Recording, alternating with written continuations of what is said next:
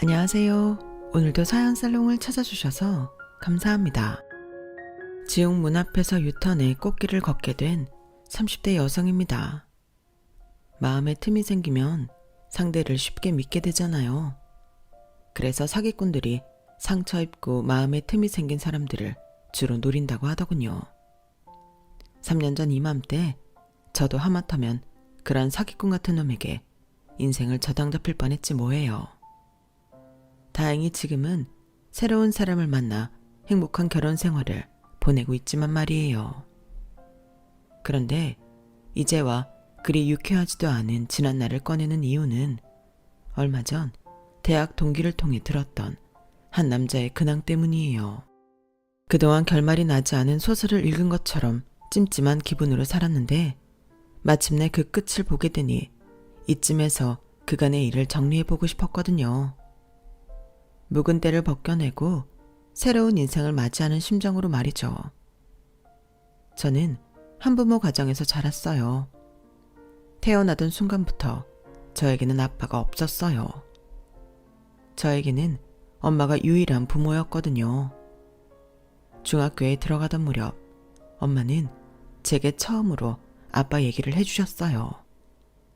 이전까지는 엄마도 저도 딱히 아빠에 대해 얘기를 꺼낸 적이 없었어요.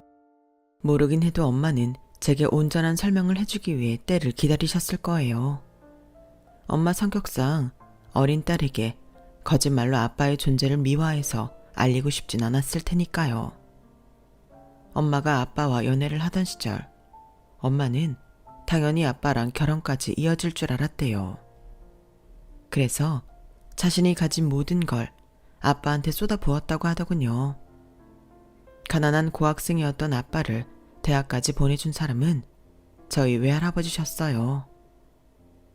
아빠의 담임선생님이었던 외할아버지는 가난 때문에 기껏 합격한 서울대를 입학도 못해보고 포기하게 된 제자를 못 본 척할 수가 없으셨던 거죠. 외할아버지는 교통사고로 세상을 떠나시기 전까지 아빠의 등록금을 내주셨어요. 그리고 이후에는 당시 아빠랑 사귀고 있던 저희 엄마가 그 일을 떠맡게 되셨죠. 엄마는 아빠와 같은 학교 영문과를 다니셨는데 아빠 등록금을 벌기 위해 그 좋은 대학을 졸업도 못하고 그만두셔야 했어요. 그래도 그땐 후회는 없었어. 둘 중 한 사람만 학업을 이어갈 수 있다면 그건 나보다 네 아빠가 되는 게 맞다고 생각했으니까. 비록 네 아빠가 인간으로는 실격이지만 학문적으로는 누구보다 뛰어난 사람이었거든. 결국 엄마는 밤낮 없이 일해서 아빠를 대학원까지 보내 박사를 만들었고 10년 가까운 헌신 끝에 버림을 받았어요.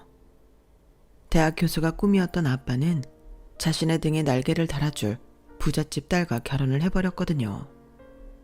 10여 년간 혼인신고도 없이 동거를 하고 살았던 탓에 엄마는 아빠의 결혼 앞에 속수무책이었어요.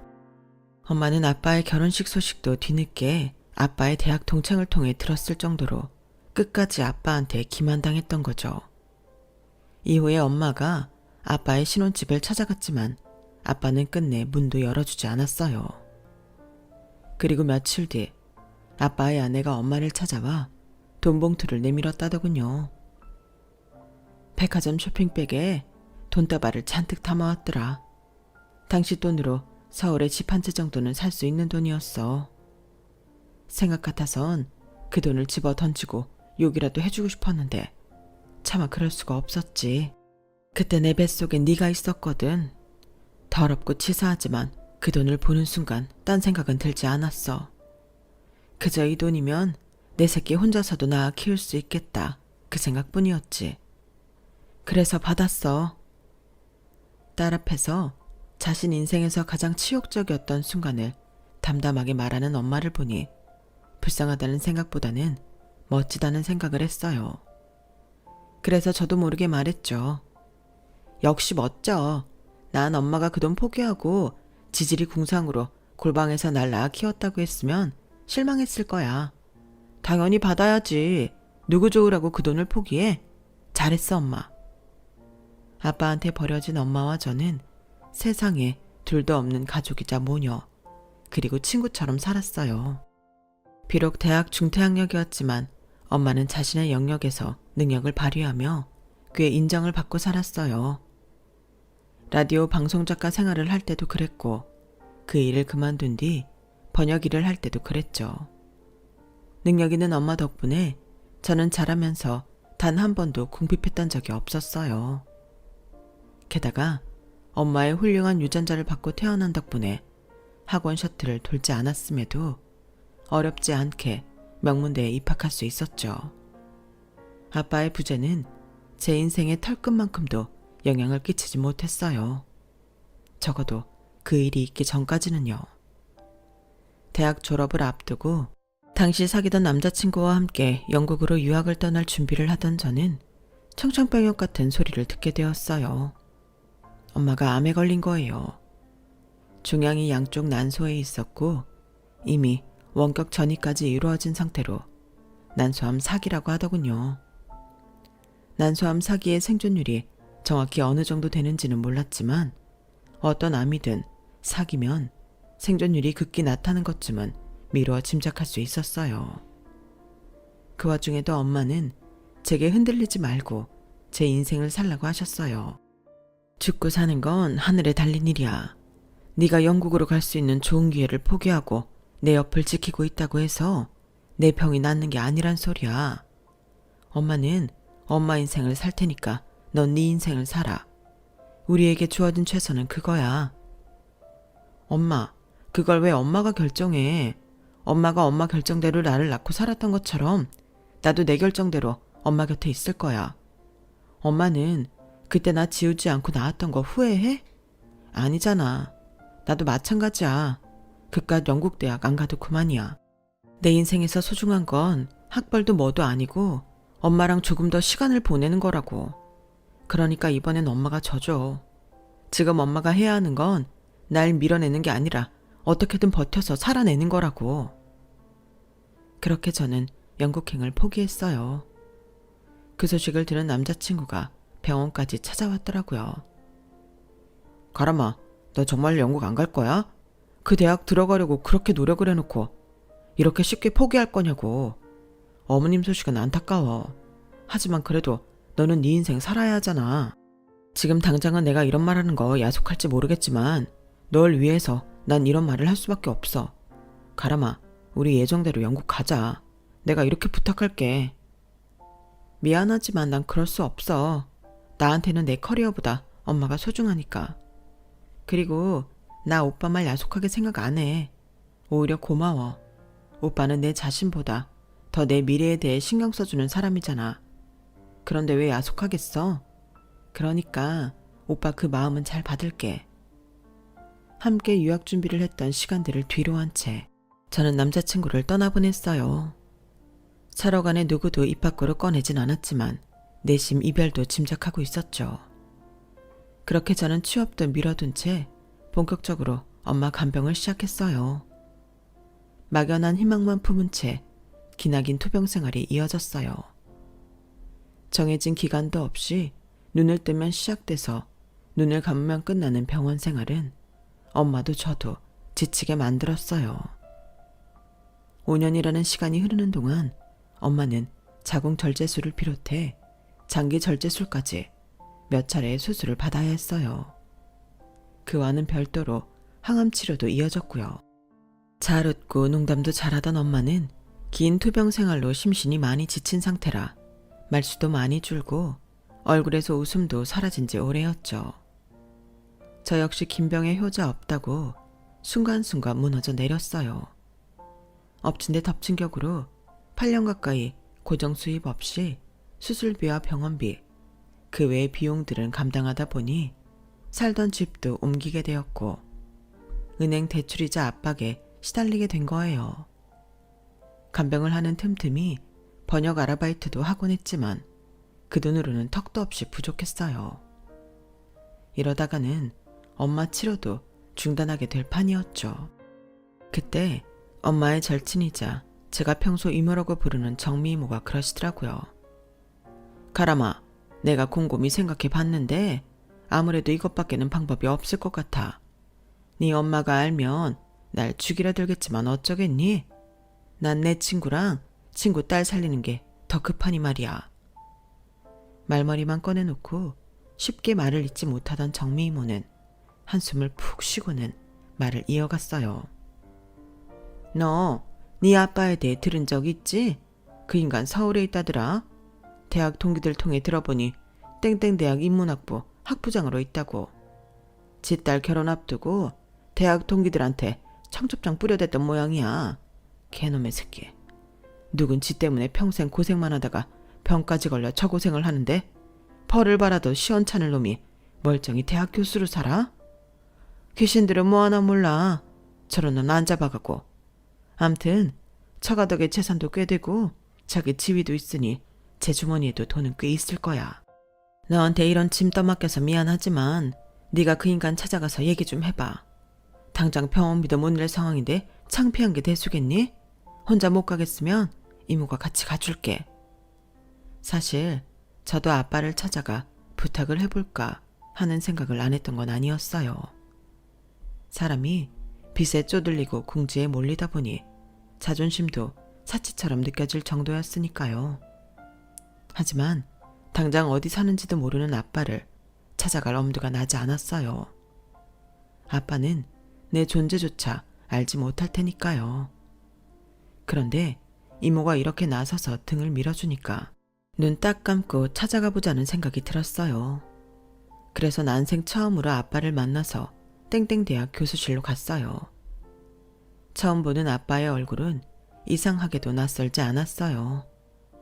아마도 내 얼굴에 아빠의 흔적이 많이 남아있기 때문일 테죠. 30년 가까이 생차조차 몰랐던 딸이 나타나자 아빠는 무척 당황하더라고요. 처음엔 부정도 하더니 제 얼굴을 찬찬히 훑어보시고는 체념한 듯 한숨을 쉬셨어요. 사실 그때까지만 해도 아빠 앞에서 돈 얘기를 꺼내는 게 망설여졌어요. 그래서 애꿎은 찻잔만 만지작거리고 있었는데 아빠가 먼저 돈 얘기를 꺼내더라고요. 그래서 날 찾아온 이유가 돈이니? 그거 외엔 네가 날 찾아올 이유가 없잖니. 참, 어째 네 엄마가 그동안 연락 한 번 없이 조용히 산다 했더니 내 와이프가 준 돈 다 털어먹고 나니까 돈줄 생각난 모양이구나. 그래, 네 엄마가 널 여기 보내면서 얼마 받아오라고 그러디? 1억? 2억? 그런데 말이다. 나한테서 돈을 뜯어가려면 적어도 날 위협할 만한 카드 한 장은 있어야 하는 거 아니니? 설마 네 존재 자체로 나한테 위협이 된다고 생각하는 건 아니지? 이미 내 아내는 결혼 전에 내가 네 엄마랑 동거했던 걸 알고 있어. 모르긴 해도 네 존재도 일찌감치 파악하고 있었을 거다. 그러니 네 존재만으로는 내 인생에 위협이 안 돼. 안 됐구나. 용기 내서 찾아왔을 텐데 빈손으로 돌아가게 돼서. 그래도 내 핏줄이라니 용돈 정도는 보내주마. 계좌번호 적어놓고 가라. 잠시나마 아빠라는 사람을 만나 감상에 빠져있던 저는 그 말에 정신이 확 들었어요. 정미 이모 말대로 내 앞에 이 남자는 개새끼가 분명하더라고요. 수십 년 만에 찾아온 자기 딸을 적선하러 온 거지 보듯 하는 사람이 무슨 아빠겠어요. 그래서 받은 대로 받아쳐주었죠. 따님 결혼한다는 소식 들었어요. 청첩장을 많이도 뿌리셨더라고요. 저한테도 한 장 있는데 시간 내서 찾아가려고요. 가서 배다른 자매 얼굴도 보고 제부 얼굴도 확인하고 사돈댁 어른들과도 인사 나눌까 생각 중이에요. 저 아빠 딸이니까 그럴 자격 있잖아요. 그쪽에서 절 두고 누구냐고 물으시면 뭐 거짓말할 생각은 없어요. 아빠한테 저는 위협도 안 되는 카드일 뿐이니까요. 그쵸? 순간 방금 전까지 여유로운 표정이었던 아빠의 얼굴이 산하게 구겨졌어요. 그리고는 그날 저녁 제 계좌로 억 단위 돈이 들어왔더라고요. 계좌에 찍힌 숫자를 보는데 그때 처음 아빠한테 고맙다는 생각을 했어요.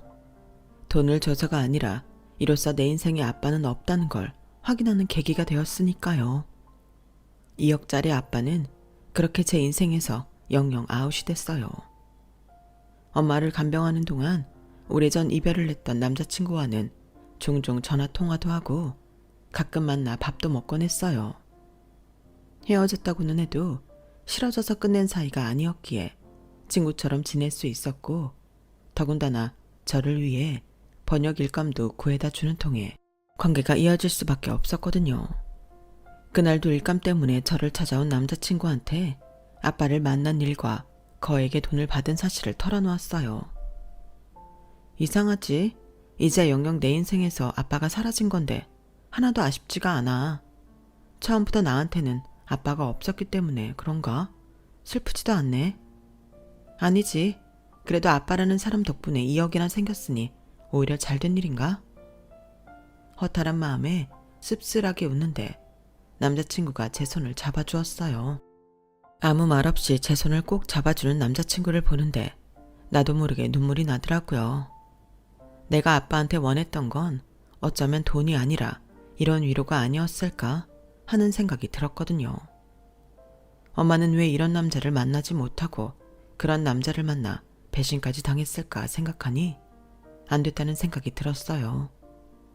그러면서 한편으론 지금 내 손을 잡고 있는 이 남자가 신기하게 느껴졌어요. 세상에 나 말고도 여자는 많은데 왜 내 곁에 남아있는 걸까 하고요. 어쩌면 일찌감치 연인 사이를 끝냈기 때문에 관계가 길게 이어졌던 건지도 모르겠다 싶었죠. 남자친구는 저를 볼 때마다 안타까워 어쩔 줄 몰라 하는 것 같았어요. 한때 함께 미래를 설계했던 사이에서 지금은 너무도 다른 길을 가고 있는 게 못내 아쉬운지 미련 가득한 눈빛으로 돌아서곤 하더군요. 남자친구를 만나고 올 때마다 그런 생각이 들었어요. 아빠라는 사람조차 모질게도 나를 끊어냈는데 따지고 보면 나와 아무 상관없는 이 남자는 도대체 왜 나한테 이렇게 잘해주는 걸까? 남자친구에 대한 고마움은 시간이 지날수록 깊어졌고 그럴수록 그 사람한테 심적으로 기대게 되었어요. 8년간의 투병 생활에도 불구하고 엄마가 결국 세상을 떠나셨을 땐 남자친구가 제 유일한 버팀목이 되어주었죠. 남자친구는 장례식 내내 제 곁을 지켜주었어요. 경황이 없는 저를 대신해 손님도 맞아주고 장례 일정도 꼼꼼히 챙겨주었죠. 그렇게 장례를 치르고 한동안 집안에 틀어박혀 시체처럼 지내는 저를 일으켜준 것도 남자친구였어요. 자기 일도 바쁠 텐데 매일같이 찾아와 밥을 먹이고 주말에는 아예 우리 집에서 지내며 청소도 해주고 저를 끌고 근처 공원으로 산책도 나가주었어요.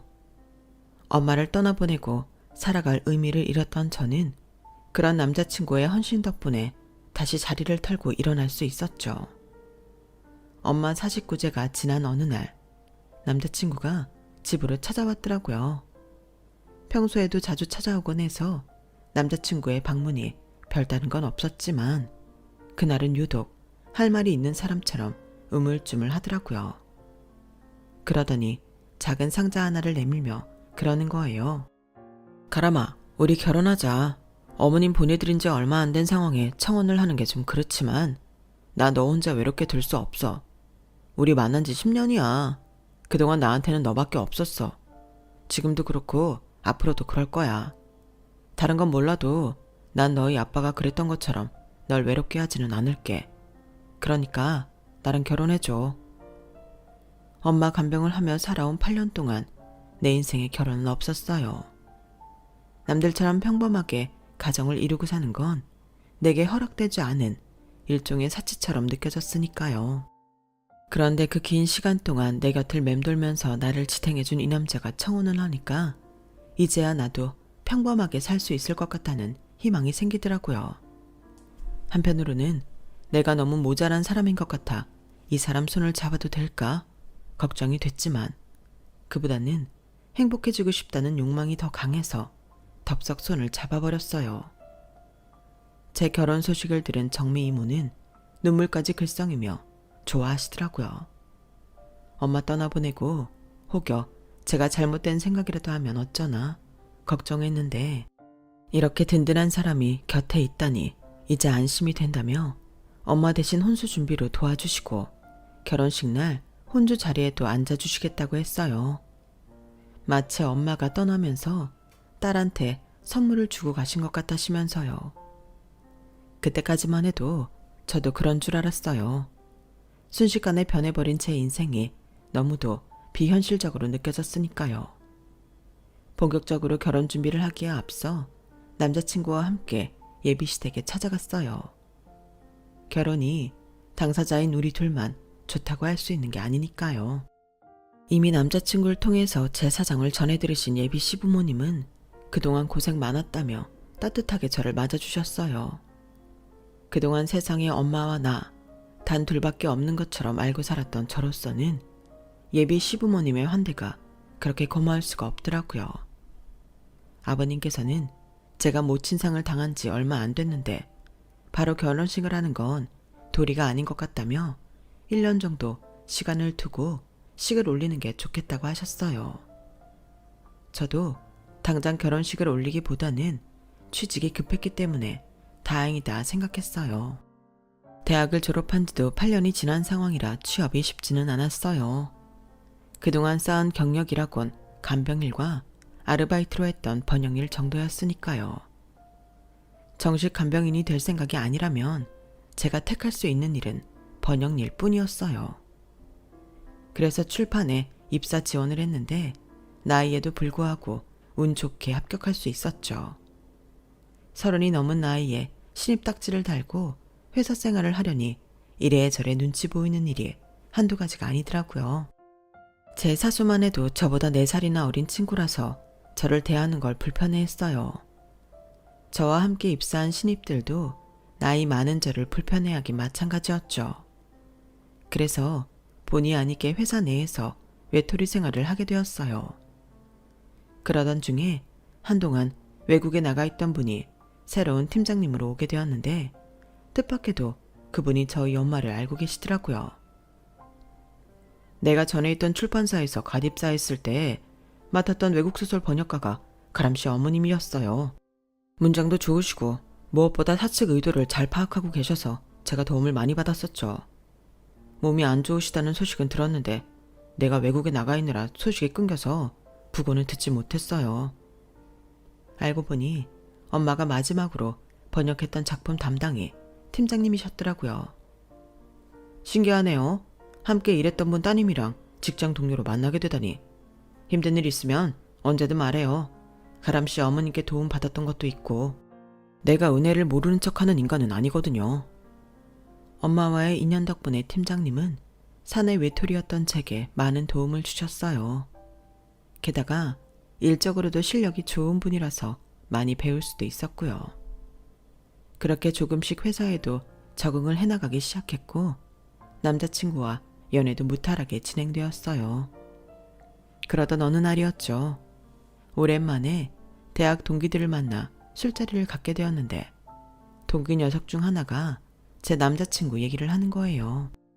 아직 미처 동기들 앞에서 우리가 다시 만나고 있다는 말을 하지 않은 탓에 가시방석에 앉은 것 마냥 불편하게 그 얘기를 듣고 있었죠. 니들 그 소식 들었냐? 지은 선배 곧 결혼할 건가 봐. 영국 유학 가서 사귀던 여자랑?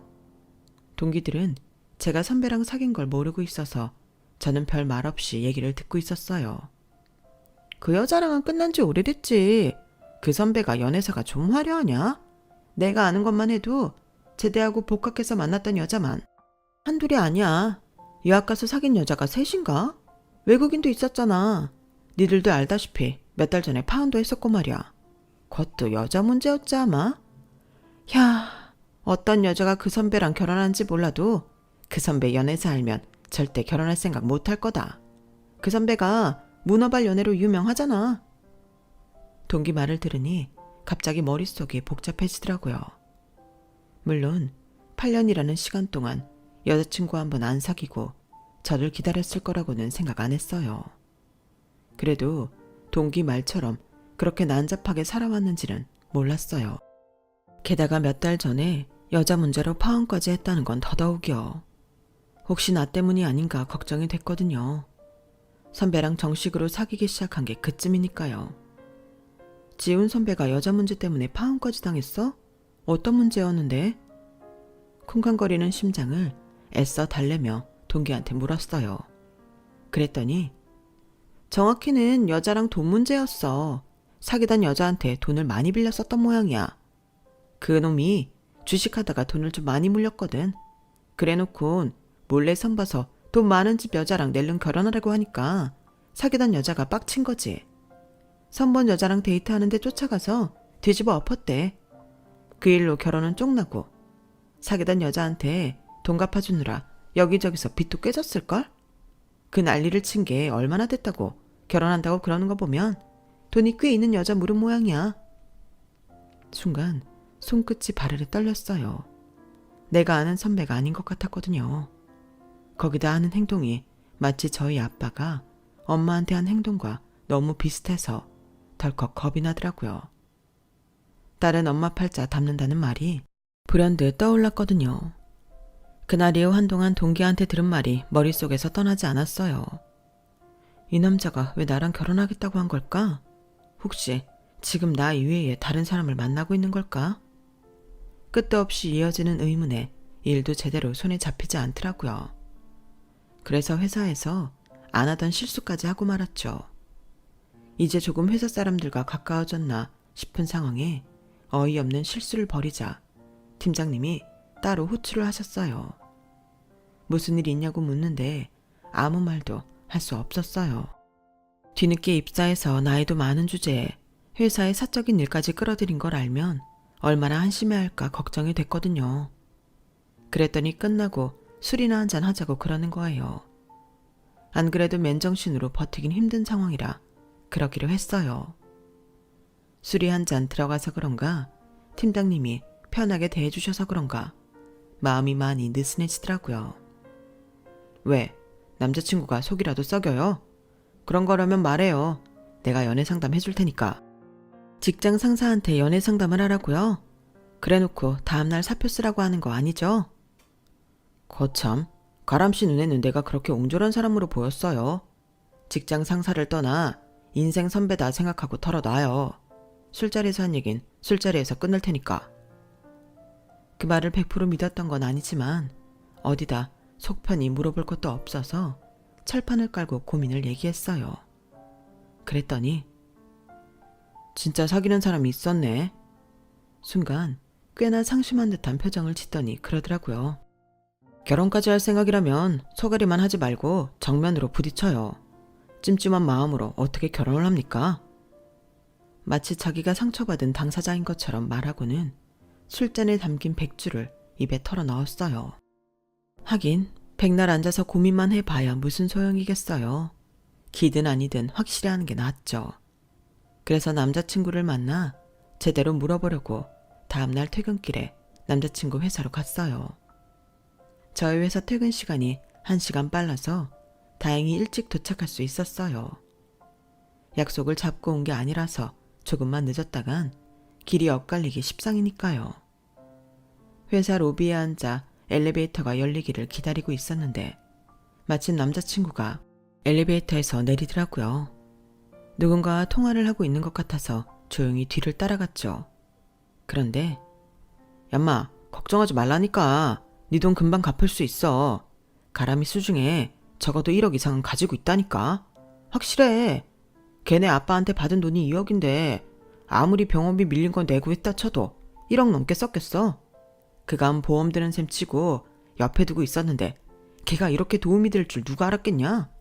이래서 연애는 문어발식으로 해야 한다는 거다. 여러 끼고 있다 보면 그중 하나는 걸려들잖냐. 사실 사람만 두고 봤을 땐 내 어장에 있던 애들 중에 가람이가 제일 낫지. 얼굴도 예쁘고 똑똑하고 사귈 때도 나한테 좀 잘했냐? 다만 흠이라면 병든 걔 엄마였는데 그것도 알아서 죽어줬으니 얼마나 땡큐야? 걔 엄마 죽기 전이었는데 가람이가 그러는 거야. 지 아빠한테 2억 받았다고. 아, 그때 잠깐 고민했잖냐. 얘 꼬셔서 결혼할까? 했지. 근데 아무리 돈이 좋다지만 병든 장모까지는 안 되겠더라고. 근데 이렇게 적절히 죽어줄 줄 누가 알았겠어. 하늘이 날 도운 거지. 암튼 조만간 네 돈은 갚아줄 테니까 회사로 전화 좀 하지 마 새끼야. 내 엄마의 죽음을 킬킬거리며 즐기는 남자친구를 보니 피가 거꾸로 솟았어요. 게다가 나랑 결혼하자고 하는 것도 돈을 뺏기 위함이란 사실에 치가 떨리더라고요. 이런 놈을 그동안 믿고 의지했던 걸 생각하니 목구멍이 꽉 막히는 것처럼 숨이 차올랐어요. 엄마도 나도 인생이 뭐 이렇게 개떡 같나 싶어서 눈물만 나더라고요. 그 일이 있고 며칠간 남자친구한테 걸려오는 연락을 피했어요. 그리곤 마음의 준비가 되자마자 만나서 헤어지자는 말을 했어요. 그랬더니 길길이 날뛰더라고요. 넌 결혼이 장난이니? 아니, 겉보다 갑자기 왜 이러는 거야? 내가 너한테 잘못한 거라도 있어? 알잖아. 나한텐 여자는 너뿐이라는 거. 근데 네가 나한테 이러면 안 되지. 너 지금 이러는 거 여자들이 결혼 전에 흔히 겪는 메리지 블루야. 이 고비 잘 넘기면 괜찮아. 날 믿고 버텨보자. 널 믿으라고? 세상에 믿을 게 없어서 널 믿으라고? 널 믿느니 차라리 사기 전값은 말을 믿겠다. 너 나랑 결혼하자는 거 내 돈 때문이잖아. 병 걸린 장모 모시기 싫어서 결혼하잔 말 안 하다가 우리 엄마 죽자마자 청혼한 거 누가 모를 줄 알아? 너한테 여자는 나뿐이었다고? 그럼 그동안 네가 만난 사람들은 다 남자였니? 말해봐 이 자식아. 제가 팩트 폭격을 하자 남자친구는 놀랐는지 잠시 멍한 표정이었어요. 너 그거 누구한테 들었어? 아니 누구한테 들었건 말건 그거 다 거짓말이야. 절대 믿으면 안 돼. 너랑 나 갈라놓으려고 수쓰는 거라고. 그런 사기꾼 같은 놈 말은 믿으면서 정작 내 말은 안 믿는 게 말이 되니? 너 정말 왜 이래? 사기꾼? 네 입에서 맞는 말도 나오는구나. 나 며칠 전에 니네 회사 갔었어. 오늘 내가 한 말은 그날 네가 전화 통화하면서 했던 말이라고. 그러니까 구질구질하게 굴지 말고 여기서 끝내. 다시는 내 앞에 나타나지 말란 말이야. 그렇게 헤어지고도 남자친구는 저희 집 앞이며 제 직장까지 찾아와 끈질기게 달라붙었어요. 제 상황을 아는 팀장님이 나서서 도와주지 않았다면 쉽게 끊어낼 수 없었을 거예요. 이후로 3년이 지났고 현재 저는 당시 팀장님과 결혼해 결혼 1주년을 맞았어요. 처음 회사에서 만났던 날부터 제게 관심을 가졌던 남편은 제가 남자친구와 헤어지는 과정에 도움을 주면서 많이 가까워지게 됐고 결국 결혼까지 하게 되었죠. 엄마 팔자를 닮아 제대로 된 남자를 못 만날 거라 생각했는데 엄마가 이어준 인연 덕분에 멋진 남자를 만나게 된 셈이죠. 아, 그리고 얼마 전에 동창을 통해 들은 얘긴데요. 돈 때문에 저랑 결혼을 하려고 했던 전 남자친구 말이에요. 인생이 아주 망가져 버렸더라고요. 그렇게 저랑 끝나자 동거할 길이 막막했는지 글쎄 저희 아빠를 찾아갔던 모양이에요. 저랑 부녀지간인 거 폭로하겠다고 협박을 하며 돈을 뜯어내려다 오히려 고소를 당해 벌금형을 받았다고 하더라고요. 그렇게 끝났으면 돈만 잃고 끝났을 일이지만 나쁜 놈 위에 나쁜 놈 있다고 끝내 진흙탕 싸움을 시작한 거예요. 저희 아빠가 우리 모녀를 버린 사실을 학교 홈피 게시판에 올렸다가 개싸움이 나고 만 거죠. 아빠도 제 전 남자친구의 범죄 행각을 회사 게시판에 폭로했거든요. 그 일로 아빠는 대학에서 쫓겨나다시피 그만두게 됐고 전 남자친구 역시 회사도 잘렸거든요. 엄마와 내 인생에 똥물을 튀기던 두 남자는 그렇게 서로 물고 뜯다가 피투성이가 됐다고 하니 웃음밖에 안 나더라고요. 이래서 죄짓고는 못 사는 건가 봐요. 하늘이 알아서 죄값을 치르게 해주니 말입니다. 엄마가 더 생각나는 하루네요. 열심히 잘 살아야죠. 지금까지 제 사연을 들어주셔서 감사합니다. 항상 행복하세요. 여러분, 사연 댓글에 응원과 현명한 조언 부탁드려요. 좋아요와 구독은 저에게 큰 힘이 됩니다. 오늘도 좋은 일 가득하세요.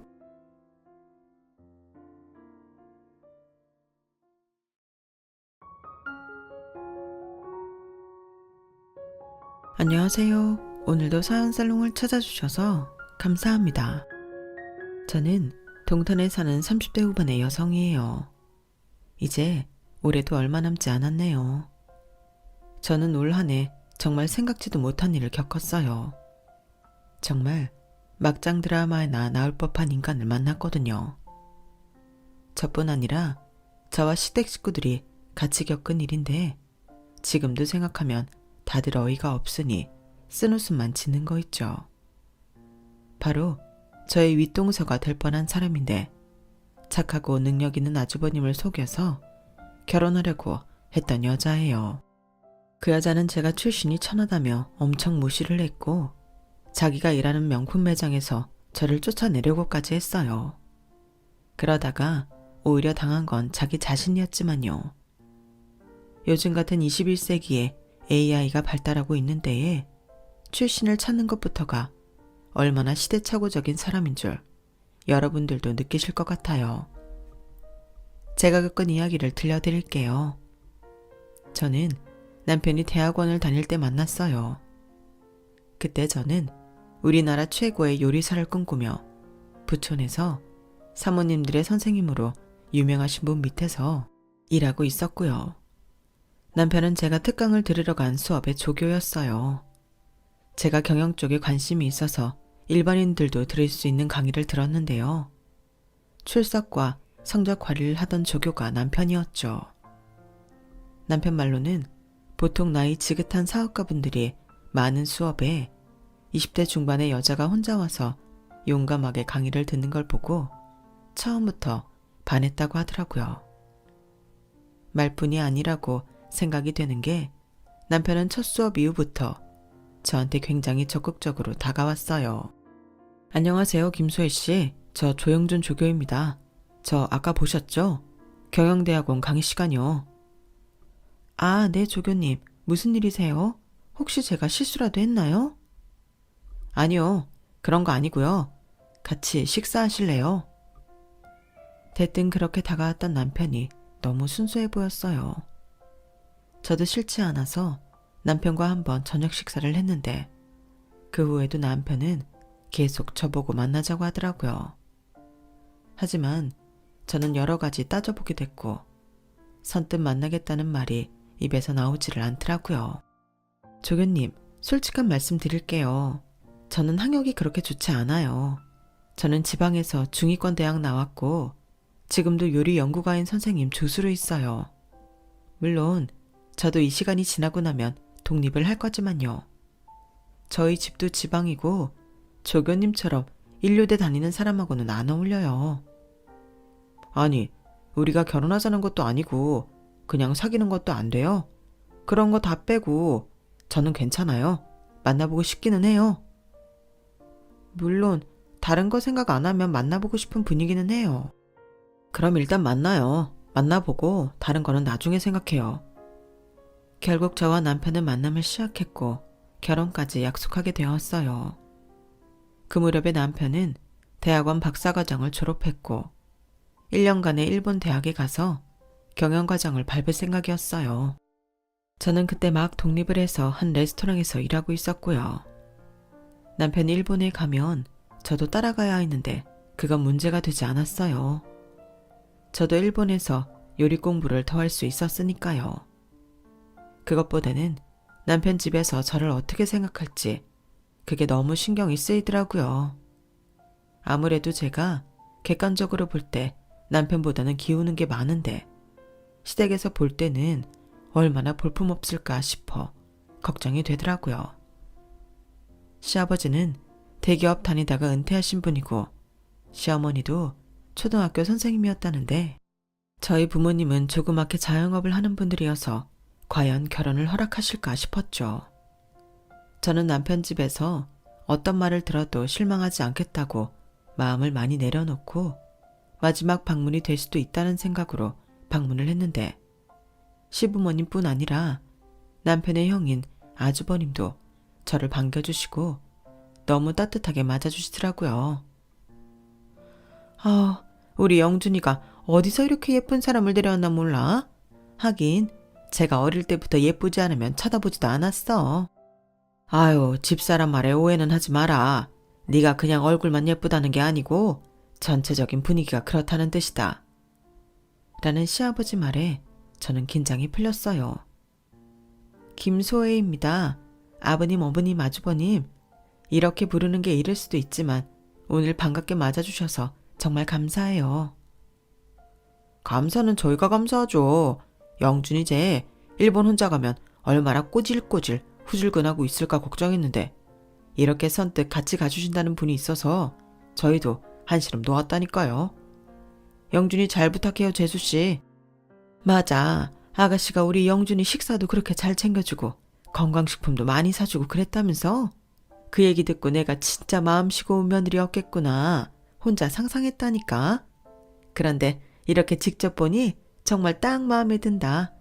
마음이 얼굴에 드러난다고 참 편안하고 복도 많이 들어올 인상이야.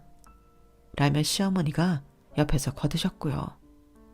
저희 부모님이야 더할 나위 없이 남편을 좋아하셨죠. 저와 남편은 양가 지인들의 축복 속에 결혼을 하고 얼마 안 돼서 일본에 갔고 거기서 남편은 경영학 연구를 했고 저는 일본의 요리 선생님한테 요리를 배웠어요.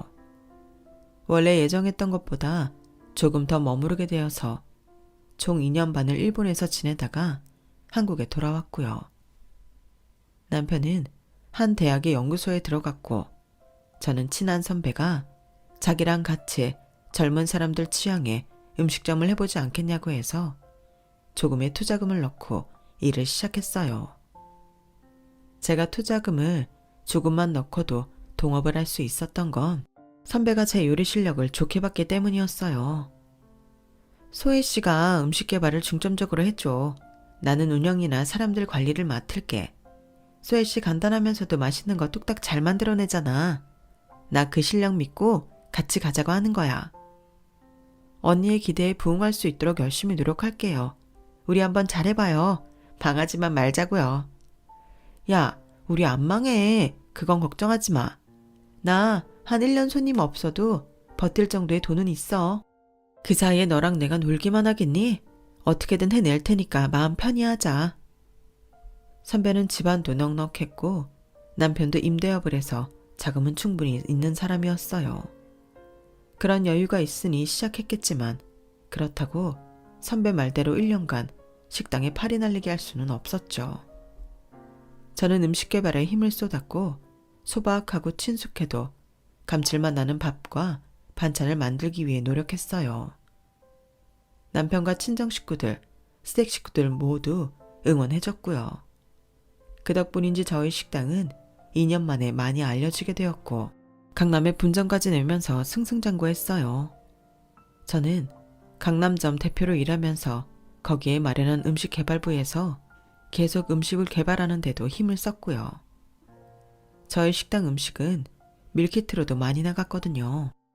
무엇보다 직장인들한테는 바로 데워서 먹는 음식들이 인기였기 때문에 반조리나 냉동 상태에서 조리를 해도 음식 맛이 변하지 않도록 하는 데에 애를 썼어요. 그러던 어느 날 아주버님이 소개시켜줄 여자가 있다고 하더라고요. 드디어 너도 색시감 집에 데려오는 거야? 아유, 우리 영호 드디어 짝을 만났네. 라며 시어머니도 좋아하셨죠. 정형외과 의사인 아주버님은 워낙 공부만 파고드는 성격이어서 여자를 잘 사귀지 못했다고 하더라고요. 그게 나쁜 의미는 아니고 좀 서툴다고 해야 하나요? 하지만 정말 순수했고 얼굴만 봐도 딱 공부만 했다고 써있는 그런 인상이었으니까요. 축하드려요, 아주버님. 형님 되실 분은 언제 오세요? 제가 그날 와서 정말 맛있는 거 만들어 대접할게요. 고마워요, 재수씨. 일단 다음 주말로 약속했는데 시간 확실히 정해지면 알려드릴게요. 그리고 약속은 다음 주말이 아닌 2주 후에 주중이 되었어요. 그때는 사실 제가 한창 음식 개발을 할 때여서 정신이 없긴 했네요. 주말에는 음식 개발을 안 하고 식당에서 음식 관리만 하면 되는데 주중에는 개발팀과 회의도 하고 직접 새로운 요리도 만들어야 하니 오히려 더 바쁠 시기였어요. 그래도 아주버님이 결혼할 사람이 온다는데 그냥 있을 수 없었죠. 저는 일찍 가지 못할 것 같아 아예 요리를 식당 주방에서 만들어서 가져가겠다고 했어요. 아침부터 장을 봐서 미리 소스를 만들고 밑간을 하고 준비를 했음에도 식당 일도 해야 하니 시간이 너무 빠듯하더라고요. 저는 그날 마지막으로 만들어서 맛볼 개발팀 음식을 만든 후 서둘러서 장어를 굽고 도미 요리도 하고 떡갈비도 만들어서 부랴부랴 시댁으로 향했어요. 제가 도착한 건 예비 형님이 오기로 한 시간보다 20분 정도 늦었어요. 일만 하다가 늦어서 오다 보니 저는 에이프런도 벗지 않았고 겉에는 잠바만 걸치고 화장기도 없는 그런 상태로 예비 형님과 처음 만나게 됐어요. 제가 양손에는 보자기로 싼 음식 그릇을 잔뜩 들고 뚱뚱해 보이는 잠바에 후줄근한 바지를 입고 들어갔으니 초라해 보이긴 했을 거예요. 그런데 예비 형님은 딱 저랑 눈이 마주친 순간부터 저를 내리깔고 보는 기색이 역력했어요. 딱 저를 아래 위로 여러 번 훑어보더니 고개를 까딱하더라고요. 안녕하세요. 박경이라고 해요. 반가워요. 라더니 그 다음부터 저한테는 한마디 말도 안 붙이고 시어머니 시아버지한테만 어찌나 살갑게 굴던지요. 조금 섭섭하기는 했지만 미래의 시부모님한테 잘 보이는 게 잘못하는 일은 아니니 가만히 있었어요. 저도 예전에 분명 저런 모습이었을 거다 하면서요. 그날 만남이 마무리될 무렵 어쩌다 보니 부엌에서 저랑 예비 형님 만남게 되었는데 그 여자가 저한테 이러더라고요. 식당 일이 고되기는 하죠. 하긴 노동이라는 게 그래. 어쨌든 오늘 잘 먹었어요. 뭐 비싼 음식 흉내내려고 노력은 했네요. 흉내라고요? 저거 다 제가 양념 비율도 만든 거라서 흉내고 뭐가 할 게 없는데요. 저도 요리인으로서 자존심이 있어서 흉내라는 말을 들으니 발끈하게 되더라고요. 그래도 평소에 안 해보던 거 하려면 어렵잖아요. 식당에서 하는 음식들은 아니잖아. 막 하는 음식만 만들다가 저런 비싼 재료로 정성 들인 거 티내는 거 만들려니 고생했다 그 소리예요. 그러니 너무 고깝게 듣지 말고 음식 잘 먹었단 뜻이니까요. 은근 반말을 섞어가며 하는 말도 참 거슬리더라고요. 예비 형님은 나이만 따지면 저보다 한 살이 어렸거든요. 아직 결혼은 안 했지만 그래도 예우를 갖춰주려는데 그쪽에서 먼저 저를 깎아내리려고 하니 불쾌하기는 했어요. 아니, 막 하는 음식이라는 게 무슨 뜻이에요? 세상에 그런 음식은 없어요. 일반 식당에서 많은 사람들이 먹는 건 뭐 대량으로 대충대충 조미료 넣고 만드는 거잖아요. 재료도 싸구려고. 제가 무슨 음식을 만드는지 보지도 않고서 그런 말씀하시는 거예요? 안 봐도 딱 알지. 하고 다니는 거 보면. 뭐 웬만한 식당이 아니고는 다 그렇지 않겠어요? 내가 한남동에 있는 명품 보석 매장에서 일하잖아요. 그래서 다 안다니까. 이 사람이 돈이 있나 없나, 부내가 나나 안 나나. 명품 회사에서 일하다 보면 그런 감이 발달하는 법이에요. 그러니까 내 앞에서 괜히 있는 척하려고 애쓰지 마요. 나한테 벌써 다 뽀록났으니까. 말투며 쓰는 단어들까지 참 마음에 안 든다 싶었어요. 그래도 아주버님이 좋다고 하는 여자인데 그렇게 좋아하는 데에는 내가 모르는 좋은 점이 있을 거라고 애써 화나는 마음을 눌렀어요. 아주버님이야 워낙 집안이 어떻다, 우리 가족이 뭐한다, 그런 티를 내는 사람이 아니어서 저에 대해서도 이런저런 설명을 하지는 않았을 것 같더라고요. 아주버님이 워낙 성실한 데다가 자기 입속을 잘 차리지는 못해서 저는 그게 너무 안타까웠어요. 한 번은 같은 대학 선배와 병원을 차렸는데 그 선배가 뒤통수를 차렸는데도 자기 돈도 돌려받지 않고 그대로 나온 적도 있었고요. 저는 아주버님이 학교에서 학생들을 가르치는 게 더 어울린다고 생각했고 그런 뜻을 전한 적이 있어요. 재수씨 말도 맞지만 저도 돈 벌어서 부모님한테 효도도 해야죠. 학교에 있어도 돈이야 벌겠지만 제 시간이 너무 없어서 부모님하고 함께 할 시간이 거의 없을 거 아니에요. 그럼 제가 아주버님 병원 내는데 돈 보탤게요. 어머님 아버님 보태주신다는 것도 좀 모자라잖아요. 그래서 또 동업할 사람 찾고 있는 거고요. 아니에요. 제가 어떻게 재수씨한테 돈을 받아요? 공짜로 드린다는 소리 아니에요. 병원 안정되고 나면 그때부터 조금씩 갚으시면 되잖아요. 그러자 고맙다며 닭똥 같은 눈물까지 뚝뚝 흘렸던 아주버님이었어요. 이렇게 착한 분이 좋은 여자를 만나기를 바랬는데 그날 본 예비 형님은 아무래도 사람이 좋아 보이지는 않았어요. 그건 남편도 비슷한 의견이었고요. 엄마 아버지한테는 엄청 잘하려고 노력은 하는데 왜 뭔가 이렇게 찝찝한지 모르겠어. 사람들한테 감이라는 게 있다는데 그게 이런 건가 보더라고요.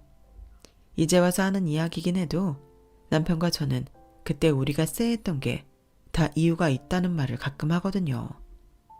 아무튼 저와 남편은 아주버님이 택한 사람이니 좀 더 지켜보자는 생각을 갖고 있었어요. 하지만 양가 상견례에서 예비 형님은 더 저를 무시하는 모습을 보였어요. 이런 음식 먹어보는 것도 다 좋은 경험이 될 거예요. 나나 되니까 이런 자리 마련한 거지. 어디서 먹어보겠어? 이런 말을 하기도 했고, 요리사가 먹어보니까 어때요? 입맛에 맞아요? 라고 묻더니 제가 대답하기도 전에 이런 데 음식은 보통 식당이랑 달라서 좀 싱겁게 느껴질 수도 있어요. 다 감안하고 먹어요. 이러는 거였어요.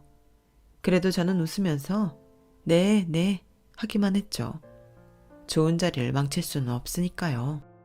그런데 그날도 마지막 헤어지기 전 남편이 주차장에서 차를 빼는 걸 기다리는데 제 옆으로 오더니 목걸이를 보여주더군요. 이거 보여요? 그이가 프로포즈 할 때 사준 거. 티파니예요. 티파니는 알죠? 주얼리 브랜드. 네, 알죠. 좋으셨겠네요. 티파니 되게 비싼 거 알죠? 제가 일하는 데만큼은 아니지만요. 뭐 서방님 월급으로 사주실 수 있으려나? 이렇게 큰 다이아 캐럿 박힌 건 학교 연구소 월급 가지고는 어렵겠지? 같은 형제여도 직업이 뭐냐에 따라 이렇게 수준 차이가 생기는 거라니까. 구경이나 해보라고 보여줘 봤어. 참, 이제는 내가 쭉 편하게 대할게. 내가 형님이잖아. 저는 하도 같지 않아서 헛웃음만 짓다가 남편 차가 나오자 바로 타고는 그 여자와 헤어졌어요. 그러다가 어버이날이 다가와서 저는 시어머니와 친정엄마한테는 똑같은 보석 브로치를, 시아버지, 친정아빠한테는 시계를 사드리려고 마음먹고 평소 잘 아는 매장에 가기로 했어요. 공교롭게도 양쪽 어머님 사드리려고 한 브로치를 사려는 게 예비 형님이 일하는 곳이라 설마 하는 마음은 있었죠. 어쨌든 저는 그 매장에 잘 아는 사람한테 제가 갈 시간을 말했고 예비 형님 이야기를 할까 말까 하다가 하지 않았어요. 별로 내키지도 않았을 뿐더러 제가 간다는 걸 알면 예비 형님이 무슨 행동을 할지 불안하기도 했거든요. 저를 대하는 걸 보면 좋은 말이나 행동을 하지 않을 것 같았어요. 그리고 제가 그 명품 보석 매장에 들어선 순간 제일 먼저 눈을 마주친 게 바로 예비 형님이었어요. 예비 형님은 저를 보자마자 네가 뭐라고 여기를 와? 라는 눈빛으로 저를 매섭게 쏘아보더라고요. 그리고 다른 직원들한테 억지 미소를 보이며 자기가 해결하겠다고 그런 말을 하더니 저한테 와서 옆구리를 쿡쿡 찌르는 거였어요. 나가! 나가! 여기 동서 같은 사람이 올 건 못 되니까 가라고! 이거 왜 이러세요? 저 오늘 여기에 선물 사러 왔어요. 어머니하고 저희 친정엄마 브로치요. 그러자 예비 형님은 코웃음을 치며 웃긴다고 하더라고요. 혹시 여기 내가 일하는 데라고 일부러 온 거야? 그러네, 맞네. 나 여기 와서 이런 걸 살 수 있다. 그런 거 보여주려고? 아무리 그런다고 해도 출신 성분 못 속이잖아. 식당 아줌마가 들락거리면 우리 브랜드 격 떨어지는 거 몰라? 됐으니까 일단 나가줘. 내가 문자를 동서가 갈 만한 매장 찍어서 보내줄 테니까. 밖에서 기다리라고. 이보세요, 박경희 씨. 저 여기서 살 겁니다. 저도 어머니나 친정 엄마한테 정말 좋은 거 해드리고 싶어요. 그럴 수 있고요. 뭐 어떻게 카드로 한 20개월 긁을 거야? 36개월? 서방님 카드로? 이러지 마. 그런다고 동서 레벨 높아지는 거 아니야. 좋은 말 할 때 얼른 좀 나갈래? 우리 직원들이 내 결혼식 와서 동서 얼굴 알아볼까 봐 겁난다. 저 제 카드로 사고요. 36개월 할부 안 해요. 동서, 여기 브로치 얼마인 줄 알기나 해? 10만원, 20만원 그런 수준으로 알고 있는 거 아니야? 브로치라니까 막 동서가 달고 다니는 그런 건 줄 아는 거지? 여기 한남동이야. 동서랑은 사는 세계가 다른 곳이라고. 여기가 동서 식당 있는 동네인 줄 알면 큰 오산이야. 아무튼 일단 나가 있어. 나 진짜 직원들이 동서 얼굴 기억해서 결혼식 때 알아볼까 봐 너무 쪽팔린다고. 그러면서 제 허리를 남들 몰래 비틀어 꼬집으며 저를 문 쪽으로 밀더라고요. 저는 화가 나서 더는 가만히 있으면 안 되겠다는 생각이 들었어요. 이거 왜 이래요? 왜 남의 허리를 꼬집어요? 지금 뭐 하는 거예요? 여기 매장 매니저 오라고 하세요. 야, 너 지금 미쳤지? 지금 어디서 큰 소리를 매니저님을 불러대. 매니저님이 네가 부른다고 오고 가란다고 갈 사람인 줄 알아? 저분은 진짜 찐 부자만 상대하는 분이라고. 나한테 혼나기 싫으면 지금 당장 나가. 혼나긴 누가 혼나. 혼나는 건 박경이 너겠지. 너 여기 사람들한테도 착한 척만 하고 있는 거지? 우리 아주버님한테 그러는 것처럼. 하, 진짜 이 아줌마가 이제 소설까지 쓰시네. 아무튼 여기 물건 당신은 못 사요. 만져보지도 못할 테니까 내가 경비 부르기 전에 당장 나가라고. 그나마 내가 여기 있으니까 이 정도로 끝난 줄이나 알고. 그때였어요. 매장 안쪽에서 누군가 나오더니 저를 불렀죠. 어머, 김 대표님, 오셨으면 저 찾지 않으시고 왜 그러고 계세요? 박경희 씨, 지금 뭐 하는 거예요? 매니저님, 걱정 마세요. 제가 바로 내보낼 거예요. 안 그래도 내보내려고 하고 있었어요. 누굴 내보내? 김수혜 대표님? 내 손님인데? 내 손님이요? 순간 예비 형님은 그 자리에 얼음이 돼서 서 있었어요. 제가 매니저 손님이라는 게 믿기지 않는다는 눈빛이었어요. 내가 오늘 중요한 고객님 오신다고 했잖아. 바로 그분인데 지금 왜 박경희 씨가 나서서 이러고 있는 거야? 아니, 저는 그러니까 이 사람, 아니 동서, 식당에서 일하는 사람이에요. 다른 고객님이랑 헷갈리신 거죠? 뭐가 어째? 지금 뭐라고 했어? 식당에서 일하는 사람? 그래, 우리 딸이 음식개발팀에 있는 땡땡 한정식에서 일하시니까 식당에서 일하시는 건 맞네. 근데 말투가 그게 뭐야? 지금 내 귀한 손님한테 무슨 실수를 하고 있는 건 줄 알아? 네? 땡땡 한정식 대표가 이 사람이라고요? 예비 형님은 귀신이라도 본 것 같은 표정으로 저를 쳐다봤어요. 그래, 종로에 본점 있고 강남에 분점 있는 그 한정식. 거기 밀키트 사업까지 해서 얼마나 큰지 박경희 씨도 알지 않나? 잘 나가는 사업에 관심 많으니까. 거기 강남점 맡고 계시고 공동 창업자인 김소혜 대표님이셔. 아니, 그냥 만만한 동네 식당 아줌마 아니었어요? 그러자 매니저는 짜증스럽게 예비 형님을 저한테서 떼어냈어요. 세상에 만만한 식당이 어디 있어. 그리고 박경희 씨 표현대로 동네 그냥 그런 식당 아줌마라면 강남점 건물을 소유하고 있겠니? 아무튼 박경희 씨, 안 되겠으니까 나중에 다시 이야기하기로 하고 일단 좀 떨어져. 나는 김 대표님 모실 테니까.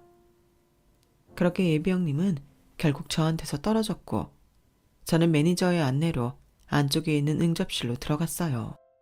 제가 양쪽 집 어머니들한테 드릴 브로치를 고르고 포장을 기다리고 있는데 예비 형님이 바깥을 힐글거리며 들어오더군요.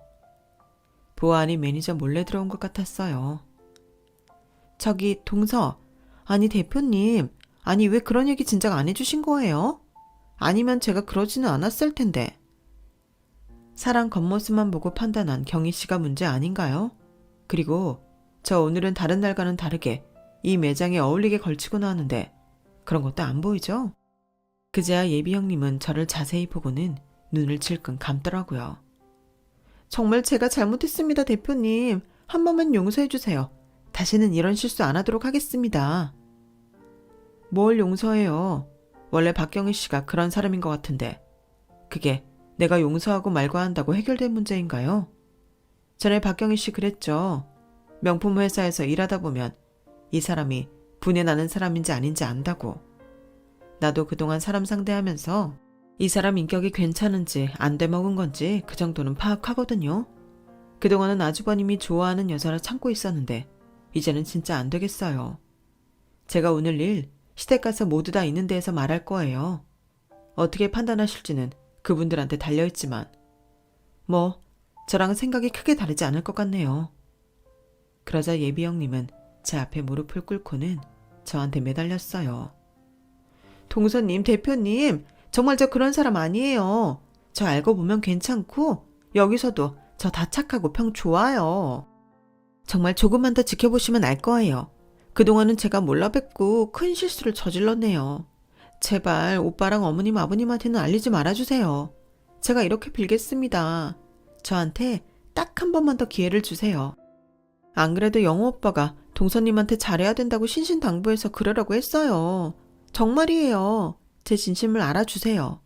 오늘은 제가 너무 당황했고 경황이 없어서 그랬어요. 한 번만 용서해 주세요. 그렇게 싹싹 빌고 있는데 매니저가 선물 포장된 브로치를 각각 다른 쇼핑백에 담아서 가져왔어요. 저는 일단 알겠다고 생각해 보겠다고 하고 그곳을 나왔죠. 바로 아버지를 선물도 사러 가야 했으니까요.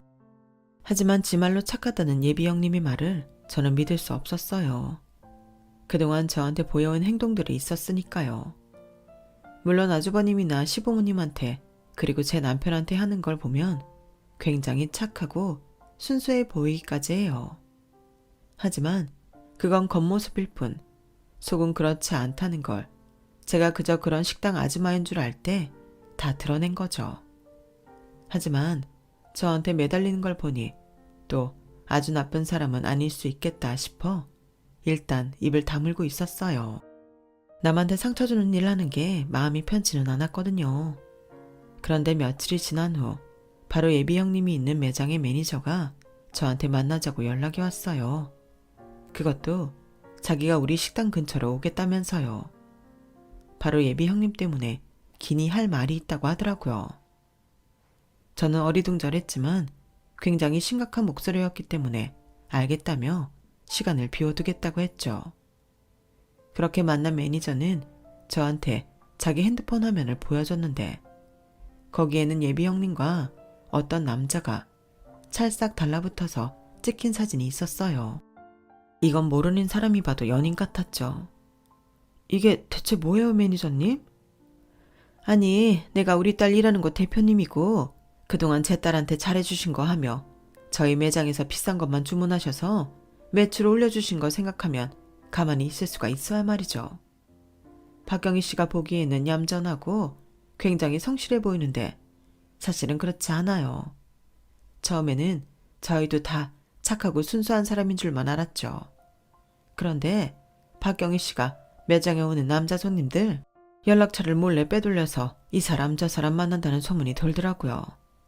게다가 다른 직원들도 항상 제 시간에 안 오고 늦으면서 다른 사람들한테는 자기가 피해자인 척한다면서 불만이 늘고 있고요. 그날 대표님 가시고 나서 대표님이 자기 동서될 사람이라고 어찌나 자랑을 했는지 몰라요. 저는 그런데 왜 대표님이 저한테 동서지간 된다고 말을 안 했는지 의아했고 박경희 씨가 처음에 대표님 대하는 태도도 이상했거든요. 보니까 박경희 씨가 대표님을 몰라보고 그랬더라고요. 그걸 알고 나서 아, 너 그런 애였구나 하고 있었는데 세상에 저희 명품 샵들 사이에 돌던 소문이 맞았어요. 지금 박경희 씨 다른 남자 만나고 있어요. 저 남자한테도 명품 선물 꽤 받았나 보더라고요. 저는 너무 놀라서 다시 한번 그 사진을 들여다봤어요. 아니 그럼 저희 아주버님하고 결혼하기로 한 건 뭐죠? 제가 좀 알아봤는데 예물 받아먹고 튀려고 하는 것 같아요. 자기 다른 남자 생겼다고 결혼 깨려는 거죠. 아, 제가 대표님 말씀 들어서 아주버님이라는 분 성품이 되게 좋을 거라 생각했는데 어쩌다 이런 여자를 만났대요. 아주버님이 여자를 사귀어 본 경험이 없어서 이런 데서 아주 나쁘게 작용을 한 거였어요. 저기 매니저님, 일단 이 사진 저 보내주시고요. 혹시 더 결정적인 사진 같은 거 없을까요? 영상도 좋고요. 제가 알기로 저희 직원 하나가 무슨 영상을 갖고 있다고 했어요. 제가 그거 찾아서 보내드릴게요. 감사합니다. 이렇게 알려주셔서 정말 감사해요. 별 말씀을요. 저희 딸내미 전에 회사에서 왕따 당하고 오히려 억울한 누명 쓰고 쫓겨나는데 대표님이 개발팀 받아주셨잖아요. 거기다 심리상담도 받을 수 있게 배려해 주시고 상담비도 주시고 제가 아무리 명품 매장에서 일한들 제가 명품도 아니고 그런 부자도 아니고 저는 일개 직원이잖아요. 게다가 이혼한 남편 빚까지 떠맡아서 정말 힘들었는데 대표님 나이도 어리신데 얼마나 많은 편의를 봐주셨어요. 그런 거 생각하면 더한 것도 해드려야죠. 매니저는 그렇게 인사를 하고 떠났고 저는 사진을 다시 보고는 저절로 주먹이 꽉 쥐어졌어요. 그 박경이라는 여자를 도저히 용서할 수가 없겠더라고요. 아주버님처럼 순수하고 자상하고 착한 사람을 이용해 먹으려 들고 저희 시부모님까지 속여서 자기 입속을 챙기려 하다니요. 저는 그날 시댁의 남편과 찾아가서 사진을 보여드리고 매니저한테 들은 이야기를 다 했고 저한테도 그동안 어떻게 행동했는지까지 말을 했죠. 다들 충격을 받아서 한동안 아무 말도 없더라고요. 하지만 이걸 정리해야지 어쩌겠냐는 쪽으로 이야기가 흘러갔어요. 혼수가 오가지 않고 그 전에 알게 된 것만도 다행이라고요. 아주버님은 그동안 그 여자가 요구한 비싼 선물들을 꽤 많이 한 상태이긴 하더라고요. 저희는 의논한 끝에 일단 한복을 맞추기로 한 날 한복집 앞에서 만나기로 했어요. 거기에 그 여자 친정 부모님도 같이 나오라고 했고요. 저희가 먼저 한복집 근처에 도착했고 잠시 후에 그 여자와 그 여자 엄마가 오더라고요. 아빠는 다른 약속이 있어서 못 오신다고 하면서요. 일단 알겠다고 한 뒤에 제가 먼저 입을 열었어요. 한복 맞추러 들어가기 전에 할 말이 있는데요. 형님, 아니 박경희 씨, 아주버님하고 저희 시부모님한테 할 말 없어요? 무슨 할 말이요? 혹시 제가 전에 매장에서 실수한 것 때문에 그러시는 거면 제가 그날 충분히 사과드려서 괜찮은 줄 알았는데요. 그거 말고요. 아주버님한테 하고 싶은 말 없어요? 이따 저녁 같이 먹자. 뭐 그런 거요? 왜 그러세요? 무슨 말씀을 듣고 싶으신데요? 여자 어머니도 궁금하다며 왜 그러냐고 묻더라고요. 저는 어쩔 수 없이 여자가 다른 남자와 꼭 붙어있는 사진을 들이밀었어요. 그 여자는 처음에 당황하더니 곧 평정심을 찾더군요. 네, 봤어요. 근데 이게 왜요? 요즘은 친구들끼리도 잘 이러고 다녀요. 김 대표님, 아니 동서. 내가 1살 어리긴 해도 결혼하면 손윗사람 되니까 동서라고 말 놓을게. 나 때문에 기분 나빴다고 이러는 건 아니지. 어디서 출처도 불분명한 사진을 갖고 와서 나를 이상한 여자로 모는 거야? 그것도 아버님 어머님 다 있는 데서 우리 엄마까지 있고. 나 그렇게 산 사람 아니야. 이러지 말자. 마음 아픈 소리 했던 건 정말 미안하지만 그렇다고 나한테 이러면 안 되지. 지금 저지른 이 일은 동서가 책임져. 나한테 사과하고. 사과는 무슨 사과? 그럼 이건 뭐야? 이번에는 제가 동영상을 보여줬어요. 그랬더니 호텔에서 그 남자랑 다정하게 껴안고 나오면서 언제 또 보냐, 우리 사랑 영원하다, 이런 낯간지러운 말을 하는 게 다 나왔죠. 그제야 그 여자는 얼굴빛이 파래지더니 어쩔 줄 모르더군요. 네가 출처도 불분명하다던 그 사진은 니네 매장 매니저님이 직접 찍어서 나한테 보내준 거야. 그리고 너 저 남자 한 명 아니더라? 너 어차피 우리 아주버님하고 결혼 안 할 거니까, 아니 못 할 거니까 너라고 할게. 네가 나보다 1살 어리잖아. 너 이 남자는 뭐야? 저는 어떤 남자의 SNS 계정을 보여줬어요.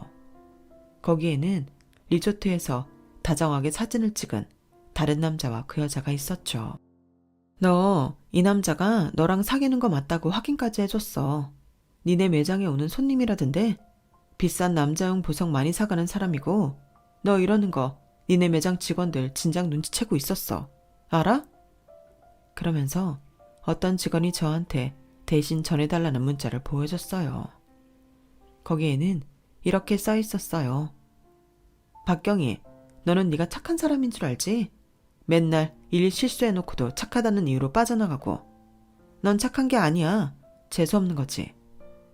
그제야 그 여자는 얼굴이 빨개져서 발을 동동 굴렀어요. 저기 그러니까 아니에요. 오해예요. 이 남자들하고는 친구처럼 만난 건데 이 사람들이 오해를 해서 그래요. 정말이에요. 오빠, 아니야. 나 오빠랑 결혼하고 싶어. 나 의사 사모님 되고 싶다고. 그러니까 나 한 번만 믿어줘. 웃기지 마. 너 회식에서 술 잔뜩 취해서 네 입으로 말했다더라. 우리한테 예물 뜯어내고 결혼 깨버릴 거라고. 그 말 증언해줄 직원이 줄을 섰던데? 제가 여기까지 말하자 시어머니가 화난 목소리로 여자 어머님한테 말씀하셨어요. 참, 딸 교육 잘하셨습니다. 어떻게 남의 집 자식한테 이런 상처를 줍니까? 여기서 이만 끝냅시다. 점잖게 끝내고 싶었지만 우리 아들 눈에 피눈물 나게 한 거 너무 억울해서 이렇게라도 해야겠더군요. 그러자 여자 어머니는 잘못했다고 고개를 조아렸어요. 그 여자는 시어머니 손을 잡고 아니라며 펄펄 뛰더군요. 아니에요, 어머니. 이게 다 오해예요. 정말 잘못했어요. 물론 아직까지 제가 친구들을 끊어내지 못한 건 잘못이지만 제가 너무 정이 많아서 그랬어요. 정말 잘못했어요. 잘못했습니다, 아버님, 어머님. 오빠, 나 한 번만 믿어줘. 나 진짜 오빠 많이 많이 사랑해. 그러자 아주버님이 기운 없는 목소리로 이러더군요. 너는 나를 그렇게 사랑하는데 친구들하고 호텔에 가고 리조트에 가니? 다 됐고 내가 너한테 사줬던 것들 다 돌려줘. 한 개라도 빼먹으면 바로 너 고소할 거니까 허튼 수작은 부리지 않는 게 좋을 거야. 그렇게 단호하게 말을 한 후 아주버님과 시부모님은 돌아섰고 그 여자는 끝까지 아니라며 울고불고 난리를 치더라고요. 그러자 여자 어머니가 여자를 때리면서 마구 화를 냈어요. 이 미친 거사, 넌 대체 뭐라고 산 거야? 진짜 내가 어디서 이런 걸 낳았는지 원, 내가 창피해서 못 살아. 그렇게 그날의 소동은 끝이 났고 아주버님은 그 여자와 파혼하기로 하고 예식당도 취소하고 모든 예약도 다 취소했죠. 여자는 아주버님한테 그동안 받은 값비싼 보석들을 모두 돌려줬고요.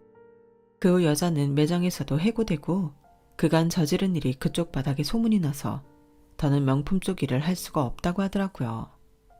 얘기 듣기로는 중소기업에 들어갔다가 거기서도 못 견디고 나와서 어디 마트에서 일한다고 하더라고요.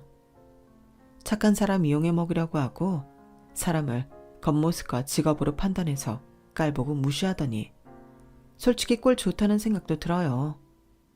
아주버님은 그때 많이 힘들어하셔서 저희 부부가 일부러 해외여행도 보내드리고 같이 주말도 보내고 그랬죠. 그랬더니 지금은 많이 극복하고 밝아진 것 같아요. 하지만 당분간은 여자를 만나고 싶지 않다고 하시네요. 이 모든 것도 시간이 지나면 완전히 극복하고 정말 좋은 여자를 만날 거라고 믿고 있어요. 제 이야기는 여기까지예요. 들어주신 분들 모두 건강하시고요. 행복하신 나날들만 되시길 바랄게요. 긴 이야기 들어주셔서 감사드려요. 여러분, 사연 댓글에 응원과 현명한 조언 부탁드려요. 좋아요와 구독은 저에게 큰 힘이 됩니다. 오늘도 좋은 일 가득하세요.